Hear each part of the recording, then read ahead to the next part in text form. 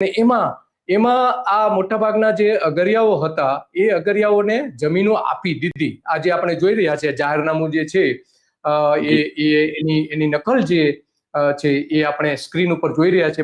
એમાં તમામ આ બધી જ વિગતો આપેલી છે અને એમાં દાવાઓ જે કરવામાં આવ્યા હતા કુલ લગભગ 967 દાવાઓ કર્યા. ભાઈ અમારી જમીન છે, આવા 1000 લોકોએ દાવા કર્યા કે અમારી જમીન એમાં છે, અમારી જમીન છે, એવા દાવાઓ કરેલા હતા.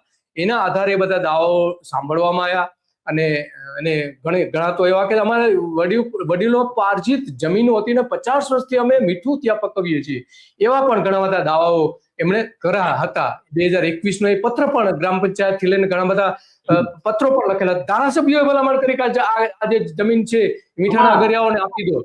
આ ધારાસભ્યોથી લઈને પંચાયતો, તાલુકા પંચાયત, 2 ધારાસભ્યો ત્યાંના કચ્છના ધારાસભ્ય આ બધાએ કર્યું. ત્યાંના ઇન્ડિયન સોલ્ટ મેન્યુફેક્ચર એસોસિએશન છે એને પણ માગણી કરી કે આ જમીન છોટી કરી દો. એટલે કે ચારે બાજુ રાજકીય અને આર્થિક દબાણ, જે ઉદ્યોગપતિઓનું દબાણ હતું. કારણ કે Kutch small scale salt manufacture એસોસિએશનનું પણ આ રીતે પત્ર લખીને આડકતરું દબાણ કરવામાં આવ્યું હતું અને 2023